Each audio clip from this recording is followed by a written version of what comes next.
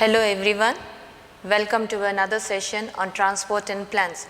So far we under this particular chapter we have learnt about the modes of transport in case of plants, and we have already studied or we have learnt about the process of diffusion, wherein we studied about simple diffusion, facilitated diffusion as well as active transport, and then we moved on to osmosis. We saw what osmosis is as well as the different types of solutions that are present with respect to the concentration of the cell sap. So basically what is osmosis? Osmosis is a movement of molecules, water molecules, from a region of its higher concentration to a region of its lower concentration across a semi-permeable membrane. And then with respect to the solutions, we studied about the hypertonic solution, isotonic solution as well as your hypotonic solution, and these solutions are based upon the concentration of your cell sap.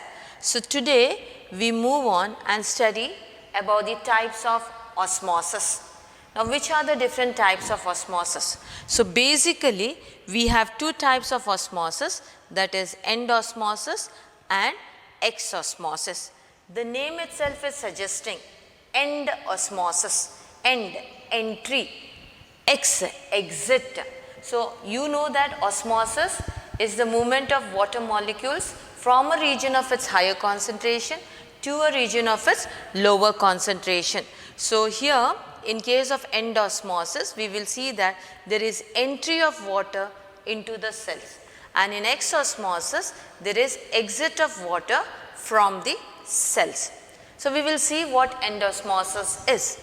So when a plant cell is placed in pure water or in a hypotonic solution. What do you mean by a hypotonic solution? A solution whose concentration is less than the cell sap concentration. So when a plant cell is placed in a hypertonic solution, water tends to enter into the cell through the semi-permeable membrane, and here the semi-permeable membrane is the plasma membrane or the cell membrane of the plant cell. So you get to see the inward movement of water from the hypotonic solution into the cells through the semi-permeable membrane. So examples for it, if you have to see, example for endosmosis, the very basic ones which you have seen in your kitchen, that is when the raisins, that is your dry grapes that are there, when they are soaked in water, you soak them overnight in water, you will see that there is swelling. Now this swelling is basically because of endosmosis. So what is endosmosis? What has taken place over here? The water from the surroundings has entered into the cells of the raisins, thereby resulting in the swelling of the raisins. Exosmosis. Exosmosis process. So if you see exosmosis process, here this happens when the cell is placed in a hypertonic solution. So here what do you mean by a hypertonic solution? It is the solution wherein the water molecules is less over here. So here you get to see in case of your plant cell, okay, when you compare it with respect to the cell sap concentration, this is hypertonic in nature. So when a plant cell is placed in a hypertonic solution, water moves out of the cell through the semi-permeable membrane. So the outward movement of water from the cell into the hypertonic solution through the semi-permeable membrane is known as exosmosis. So which are the different examples you can take? You have seen the shrinkage of mango when you place it in the salt solution. So basically this is used as a preservative method. So when you go for pickling, when a pickle is done, usually as a preservative, what do? You take the mangoes, or your mother has done this, you take the mangoes and sprinkle salt over it. So this salt that is there, it becomes a hypertonic solution. So what happens is, because the water concentration is more within the mango, the water from the mango will start moving out of the cells over here. This results in the shrinkage of your mango pieces. This is a means of preservation.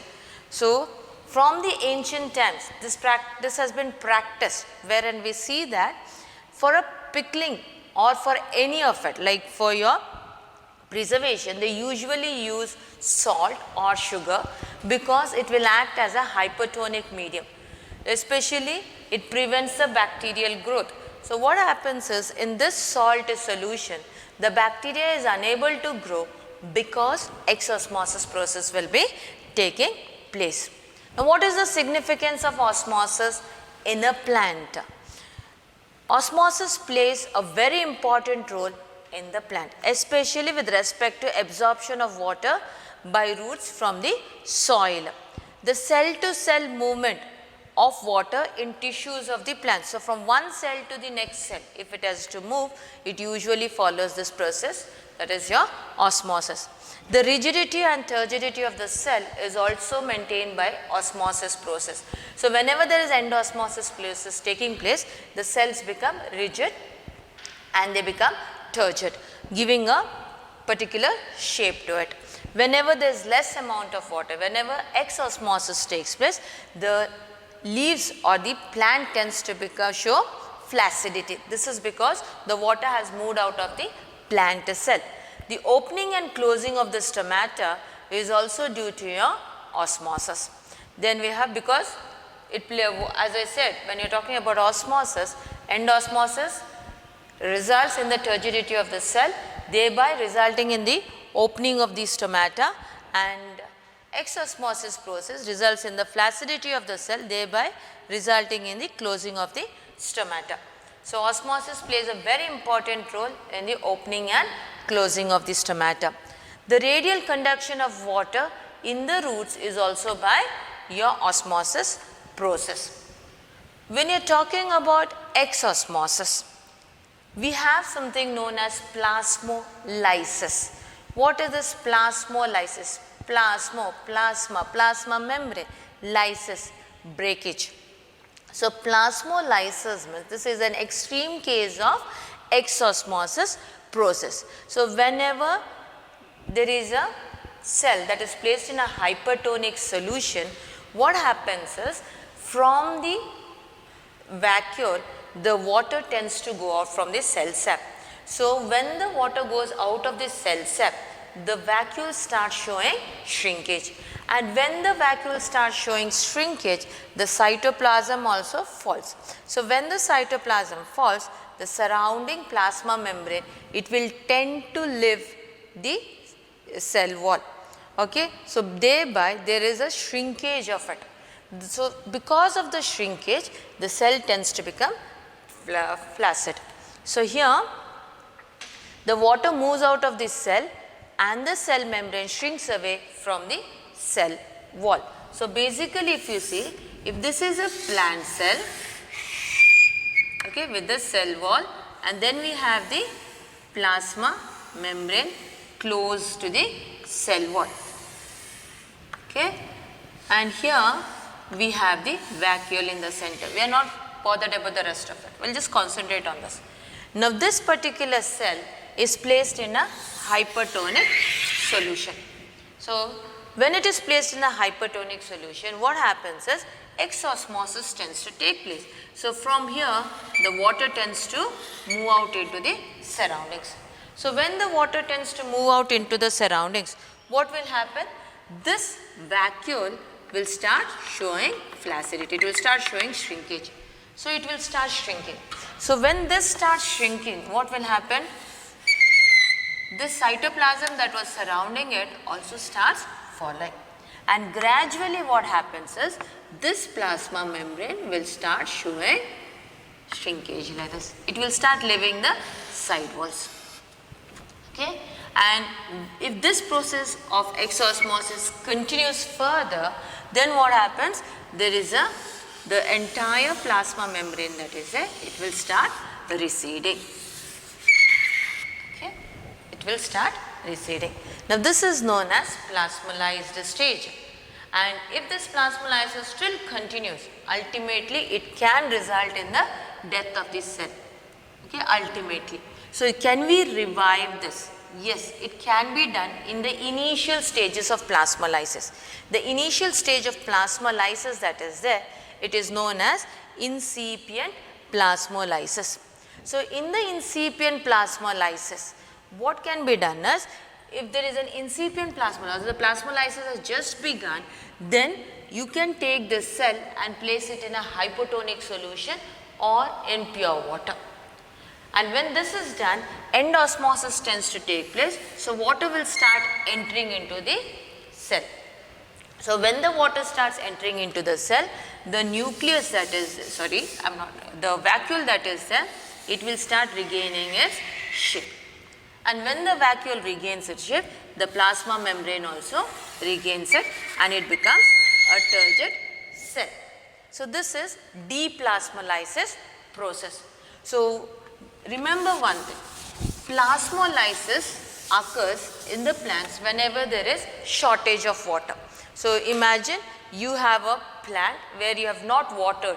So when you don't water the plant for a longer duration, what will happen?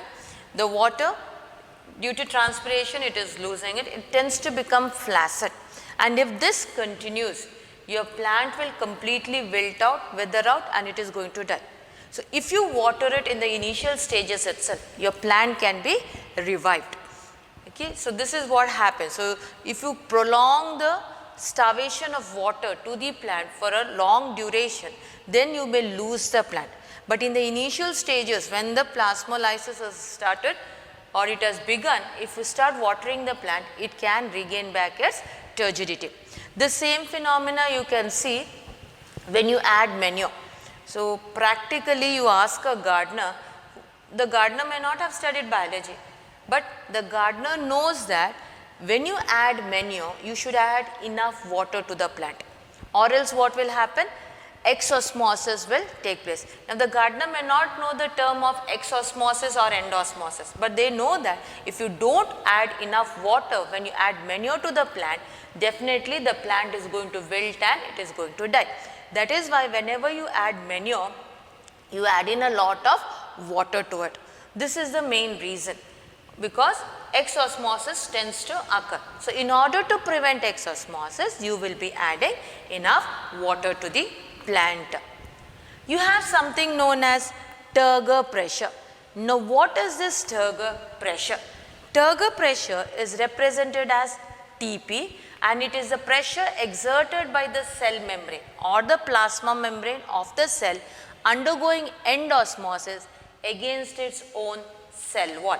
So we have the plant cell, and this plant cell has the plasma membrane as well as the cell wall. Okay, we have this. So here what is happening, endosmosis process is taking place. Water is entering into the cell. So when the water is entering into the cell, it tends to expand. And when it is expanding, when more and more water is entering, this expansion will result in a pressure on the cell membrane. This cell membrane has to stretch out. So this cell membrane will exert a pressure on the cell wall, saying that you need to stretch out. If you don't stretch out, then we are going to burst out. So this pressure exerted by the cell membrane on your cell wall is known as your turgor pressure. So the turgor pressure is maximum when the cell is turgid, and it is the least when the cell is flaccid. Okay. So when the turgor pressure is exerted, the cell membrane is exerting a pressure on the cell wall. The cell wall is not going to sit quietly and say, okay, you are pushing me, I will go out. No. The cell wall in turn will exert another pressure, a counter pressure on the plasma membrane, saying that this is all I can stretch, I cannot extend more, I cannot stretch more. So this pressure exerted by the cell wall on the expanding cell is known as your wall pressure. Now why is the wall pressure important? If there is no wall pressure, then it can result in the bursting of the cell, the rupturing of the cell. So this wall pressure prevents the cell from bursting. It is just like you are standing in a crowded area and somebody is pushing you. So if someone is pushing you, do you just stand there, okay, push me? No. In turn, you are going to put a resistance, saying that I am not going to budge over here. So, or else I am going to fall. The same thing is happening over here. The expanding cell, okay, it is exerting, the cell membrane is exerting a pressure on the cell wall, saying that you need to expand. So, this pressure is known as your Turger pressure, and the counter pressure exerted by the cell wall on the expanding cell is known as the wall pressure. So, Turger pressure is the pressure on the wall, and wall pressure is the pressure by the wall over here.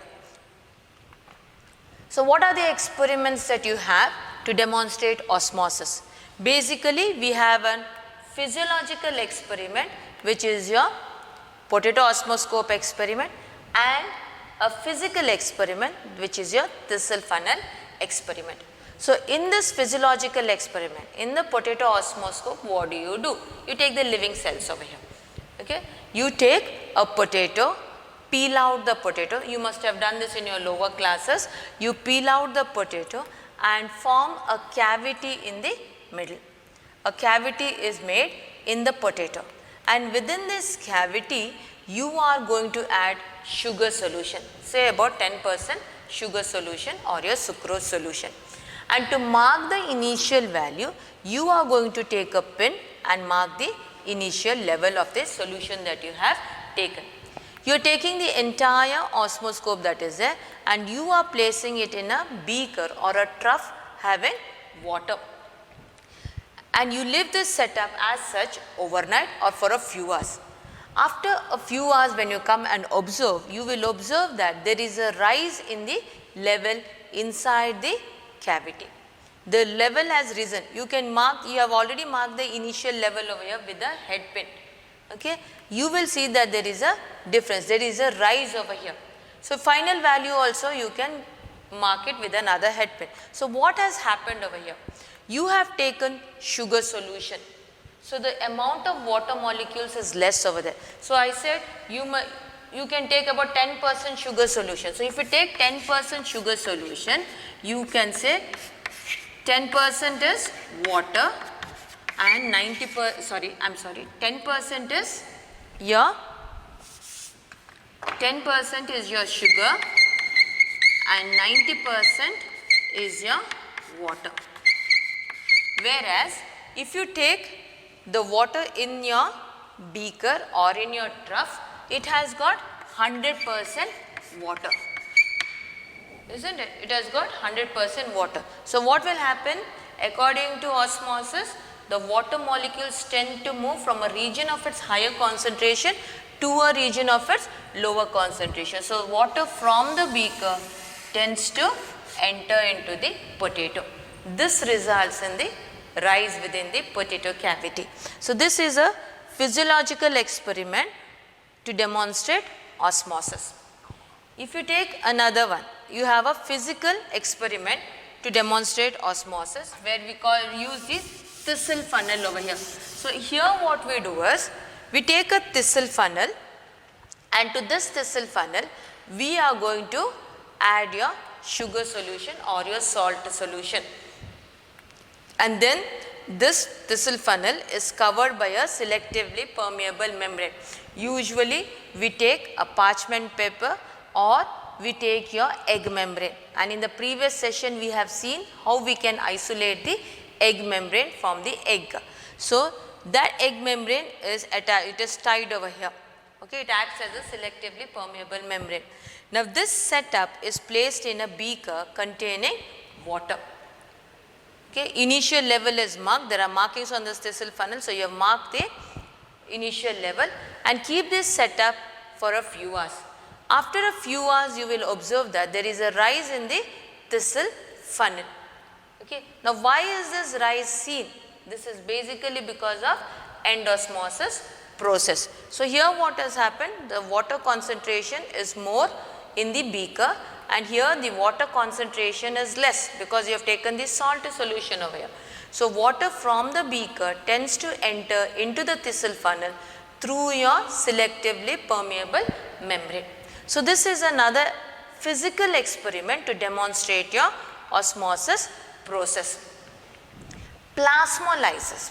How can you demonstrate plasmolysis? Now very simple example that you can take over here, a simple experiment that can be done is using any epidermis of the plant which is colored. So colored epidermis, if you take a cell which is colored, for example you take an onion. So if you peel out the onion epidermis, you will see that it is pinkish in color. Okay, the cytoplasm appears pinkish in color. So it is not necessary that you add a stain over here. And or else you can take a Rio leaf. The Rio leaf also, if you see, it is pinkish in color. When you take up epidermal peeling and observe under the microscope, it will appear pinkish in color this way. Okay. So here what you can do is take a onion epidermal peeling or a Rio leaf epidermal peeling, place it on a slide, and to this add a drop of sugar solution. After some time, when you observe under the microscope, you will see that the plasma membrane has receded and the cytoplasm is also receding over here.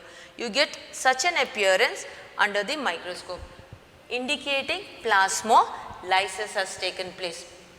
And if you want to deplasmolyze it, what you can do is you take out the sugar solution, the drop that you have added, and add a drop of pure water or a hypertonic solution, and you will see that the cytoplasm will, your end osmosis will take place and your plasma membrane will regain. So this is your deplasmolysis experiment. Now I said for this particular experiment we are using epidermal peeling which is colored. Now why can't we use epidermal peeling which is not colored? Won't we get plasmolysis over there? We will get plasmolysis, but if it is not colored, it is difficult to observe under your compound microscope. You are not able to see the plasmolysis process. So usually you go for a colored one. So you may think, why not add a stain? You use the different dyes, isn't it? Why don't we add a dye and observe? Remember, dye also acts as a hypertonic solution. So even before you can go and observe under the microscope, dye is highly concentrated, it will completely show plasmolysis and you won't be able to see anything. Everything will appear the same for you. That is why we usually use a colored epidermis. Okay. Imbibition. Imbibition is the next mode of transport that you get to see in plants. So what is this imbibition? Imbibition is a physical process where adsorption of water by the dead or living hydrophilic colloids without forming solution takes place. So basically here what happens is we have a cell, the cell will start adsorbing the molecules, the water molecules or any molecules onto its surface. Okay. Remember, it will not form a solution. Imbibition process, when it takes place, it will not form a solution. What are certain examples for hydrophilic colloids? I said it is done by your hydrophilic colloids. So we have the cellulose, starch and proteins as some of the examples for hydrophilic colloids. So here you can see the imbibition process that has taken place. You have your seeds, and to this seeds when you add water, you soak these seeds, isn't it? It will start showing imbibition and it will start swelling. This is a very simple example, the common example that you get to see even in your kitchen. Now there are certain terms you should know. The substance undergoing imbibition is called as an imbibent. The substance which is undergoing imbibition is known as an imbibent.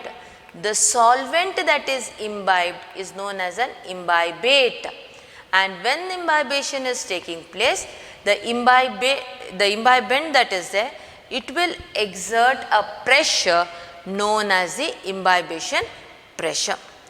Okay. Imbibition is a very important process with respect to plants because it is a prerequisite for seed germination. If the seed germination has to take place, if the seed has to germinate, then it has to show the process of imbibition. That is why if you have certain grains in your house. Okay, you store them in a container. They don't germinate. But what do?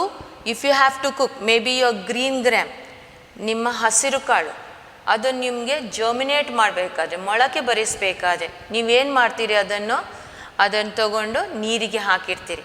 ನೀರಿಗೆ ಹಾಕಿಟ್ಟಾಗ overnight ಅದನ್ನು ಇಡ್ತೀರಿ. ಅದನ್ನು ಮತ್ತೆ ನೀರಿಂದ ತೆಗೆದು ಅದು swell ಆಗ್ತದೆ, ಏನಂದರೆ ಅದು ಸ್ವೆಲ್ಲಿಂಗ್ ತೋರಿಸ್ತದೆ. ಅದು ನೀರಿಂದ ತೆಗೆದು ಒಂದು ಕಡೆ ಕಟ್ಟಿಡ್ತೀರಿ. ಕಟ್ಟಿಡುವಾಗ ಏನಾಗ್ತದೆ, ಇಂಬೈಬಿಷನ್ ತೋರಿಸ್ತದೆ, ಅದು ಮೊಳಕೆ ಬರಲಿಕ್ಕೆ ಸ್ಟಾರ್ಟ್ ಆಗ್ತದೆ. ನೀವು ಅದನ್ನು ಹಾಗೆ ಹೊರಗಿಟ್ಟು ನೀನು ಮೊಳಕೆ ಬಾ ಅಂತ ಹೇಳಿದರೆ ಅದು ಬರುವುದಿಲ್ಲ.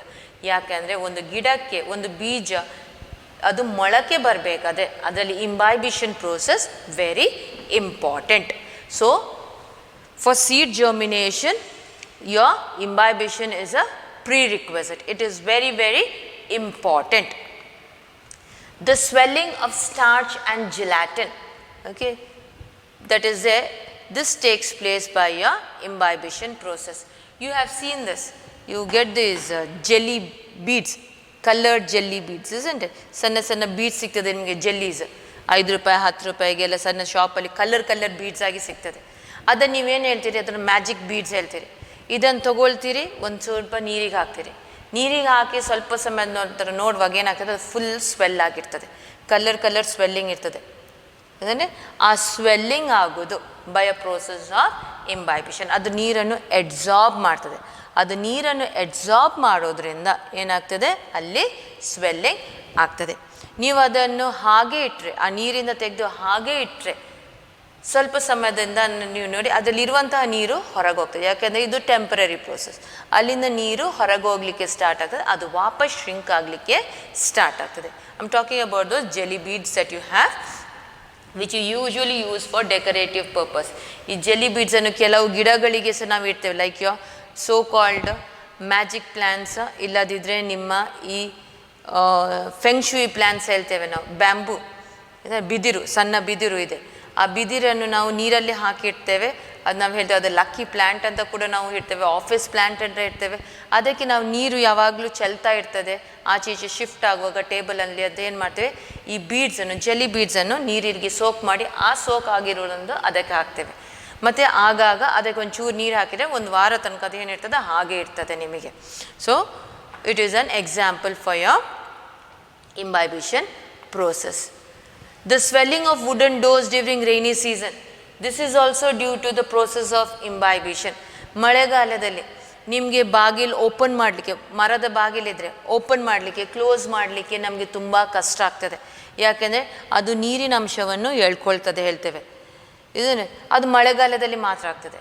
ಅದೇ ನಮ್ಮ ಸಮ್ಮರ್ ರಿಟರ್ನ್ ಆದ ಕೂಡಲೇ ಅದರಲ್ಲಿರುವಂತಹದ್ದು ಅದು ಹೊರಗೆ, ಅದು ಯಾಕೆಂದರೆ ಅದು ಸೆಲ್ಲಿನ ಒಳಗೆ ಹೋಗ್ತಾ ಇಲ್ಲ, ಆ ನೀರಿನ ಅಂಶ ಸೆಲ್ಲಿನ ಒಳಗೆ ಹೋಗ್ತಾ ಇಲ್ಲ, ಅದರ ಸರ್ಫೇಸಲ್ಲೇ ಅದು ಎಡ್ಸಾರ್ಬ್ ಆಗಿ ಇರ್ತದೆ. It will be on the surface. ನಾವು ಕೆಲವೊಮ್ಮೆ ಏನಾಗ್ತೇವೆ, ನಾವು ಅತಿ ಬುದ್ಧಿವಂತಿಕೆ ಯೂಸ್ ಮಾಡ್ತೇವೆ, ಬಾಗಿಲು ಓಪನ್ ಆಗೋದಿಲ್ಲ, ಒಂದು ಚಿಸಲ್ ತರ್ತೇವೆ, ಅದಕ್ಕೆ ಚಿಸಲ್ ಮಾಡ್ತೇವೆ, ಬಾಗಿಲು ಕ್ಲೋಸ್ ಮಾಡಲಿಕ್ಕಾಗ್ತದೆ. ಆದರೆ ಸಮ್ಮರ್ ಬರುವಾಗ, ಬೇಸಿಗೆ ಕಾಲ ಬರುವಾಗ ಏನಾಗ್ತದೆ, ಇದ್ದ ನೀರಿನ ಅಂಶ ಹೋಗ್ತದೆ, ನಿಮಗೆ ಆ ಬಾಗಿಲಲ್ಲಿ ಒಂಚೂರು ಗ್ಯಾಪ್ ಕಾಣ್ತದೆ. ಅದಕ್ಕೆ ನಾವೇನು ಮಾಡಬೇಕು, ಯೂಶ್ವಲಿ ಇದು ನ್ಯಾಚುರಲ್ ಫಿನಾಮಿನಾ. ನಿಮಗೆ ಕಿಟಕಿ ಬಾಗಿಲೆಲ್ಲ ಓಪನ್ ಮಾಡಲಿಕ್ಕೆ ಆಗೋದಿಲ್ಲ, ಕ್ಲೋಸ್ ಮಾಡಲಿಕ್ಕೆ ಆಗೋದಿಲ್ಲ, ಯಾಕಂದರೆ ಅದು ಇಂಬೈಬಿಷನ್ ಪ್ರೋಸೆಸ್ ತೋರಿಸಿ ಅದು ಸ್ವೆಲ್ ಆಗಿರ್ತದೆ. ಅದಕ್ಕೆ ನಾವು ನಮ್ಮ ಬಾತ್ರೂಮ್ಗಳಿಗೆ ನಾವು ಜಾಸ್ತಿಯಾಗಿ ಏನು ಮಾಡ್ತೇವೆ, ಫ್ಲಶ್ ಡೋಸ್ ಯೂಸ್ ಮಾಡ್ತೇವೆ, ಇಲ್ಲದಿದ್ದರೆ ನಮ್ಮ ಈ ಪ್ಲಾಸ್ಟಿಕ್ ಫೈಬರ್ ಡೋಸ್ ಎಲ್ಲ ಯೂಸ್ ಮಾಡ್ತೇವೆ. ನಾವು ಮರದ ಬಾಗಿಲು ಬಾತ್ರೂಮಿಗೆ ಯೂಸ್ ಮಾಡೋದಿಲ್ಲ. ಯಾಕೆಂದರೆ ಮರದ ಬಾಗಿಲು ಯೂಸ್ ಮಾಡಿದರೆ ನೀವು ಬಾತ್ರೂಮಲ್ಲಿ ನೀರು ಯೂಸ್ ಮಾಡ್ತಾ ಇರ್ತೀರಿ, ನೀರಿನ ಅಂಶ ಅದಕ್ಕೆ ತಾಗಿ ಅದು ಹೀರ್ಕೊಂಡು ಏನಾಗ್ತದೆ, ಅದು ದಪ್ಪ ಆಗ್ತದೆ. ನಿಮಗೆ ಯಾವಾಗಲೂ ಬಾಗಿಲು ಹಾಕಲಿಕ್ಕೆ ತೆಗಿಲಿಕ್ಕೆ ಭಾರಿ ಕಷ್ಟ ಆಗ್ತದೆ. ಅದಕ್ಕೆ ಆ ರೀಸನಿಗಾಗಿ ನಾವು ಮರದ ಬಾಗಿಲನ್ನು ಬಾತ್ರೂಮ್ಗಳಿಗೆ ಯೂಸ್ ಮಾಡೋದಿಲ್ಲ, ಬೇರೆ ಕಡೆ ಯೂಸ್ ಮಾಡ್ತೇವೆ. So the swelling of the wooden doors during the rainy season is mainly because of imbibition. What is the significance of imbibition in plants? It is the main source of water for germination of seeds. As I already said, it is a prerequisite for the germination of seeds. You require water for the germination. So the seeds that are there, they absorb water, okay, by the process of imbibition, and then thereby they show your germination process. The absorption of water by the root hair. So initially ಇಲ್ಲಿ ಸಾಯಿಲಲ್ಲಿ ಮಣ್ಣಿನಲ್ಲಿ ನೀರಿದೆ, ಅದು root hair ಮುಖಾಂತರ ನೀರು ಒಳಗೆ ಹೋಗಬೇಕು. ಅದು ರೂಟ್ ಹೇರ್ ಮುಖಾಂತರ ನೀರು ಹೊರಗೆ ಹೋಗ್ಬೇಕಾದ್ರೆ ಫಸ್ಟ್ ಏನಾಗ್ತದೆ ಅಂದರೆ ಈ ನೀರಿನ ಅಂಶ ಈ ರೂಟ್ ಹೇರಿಗೆ ಬಂದು ಅಟ್ಯಾಚ್ ಆಗ್ತದೆ, ಅದು ರೂಟ್ ಹೇರಿಗೆ ಬಂದು ಅಬ್ಸಾರ್ಬ್ ಆಗ್ತದೆ. ಓಕೆ, ಇಂಬೈಬಿಷನ್ ಆಗ್ತದೆ. ಅದ ನಂತರ ಏನಾಗ್ತದೆ, ಅದು ಹೀರ್ಕೊಳ್ಳಿಕ್ಕೆ ಸಾಧ್ಯವಾಗ್ತದೆ.